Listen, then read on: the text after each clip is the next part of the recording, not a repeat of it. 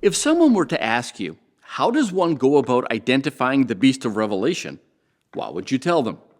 Well, personally, I'd start out by sharing with them that one of the keys to understanding Bible prophecy is to remember that the Bible explains itself. And that's a good thing because the book of Revelation has a lot of symbols in it. But if you pay attention and you read everything in context, sooner or later the Bible will tell you what all those symbols mean. Now, added to this, I often tell people that another key to understanding Revelation is that 70% of Revelation is made up of direct quotes or references from the Old Testament, which means that if you want to understand the book of Revelation, you need to read and understand the Old Testament. So what does this have to do with the beast of Revelation? Everything. Well, let me explain. In the Bible, the great red dragon is Satan himself. Now, how do we know this? Because Revelation 12:9 says that the dragon was cast out of heaven, that old serpent, the devil. You see what I mean? The Bible told us what and who the dragon symbolically represents. Okay, that's an easy one. But what about the beast? Well, there are some 12 clues in the Bible that help us to identify the beast. Things such as, well, it's both a religious and a political power. That it would be in power for 1,260 years. That while it had great power, it would actually be a very small country. And that country would be located somewhere, well, in Europe. That it would try to change the laws of God.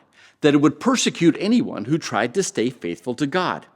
Now, there are other clues, but already we have enough information to figure this out. All you have to do is go to the history books, and you will see that according to both world and church history, there is only one religious political power over in Europe, well, that fits this description. Now, you might be surprised, but according to Bible prophecy, this beast power didn't start out as a beast. Well, it actually started out as the Christian church. And as the lesson points out, historians will tell us that when Emperor Justinian transferred the power of his throne over to the Christian church in 538 AD, it completely corrupted the church.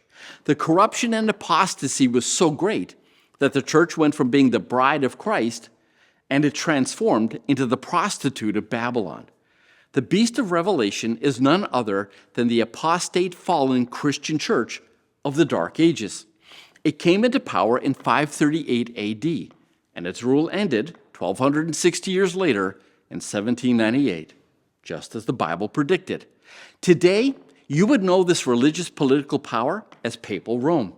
And the greatest blasphemy this beast power committed was its claim to have the power to change God's laws and to have the power to forgive people their sins.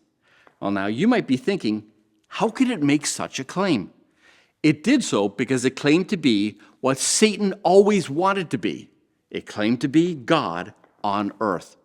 And heaven help anyone who would dare to challenge its authority both in the past and once again in the near future. And again, that was our nugget for today. Thanks for stopping by. I'll see you tomorrow.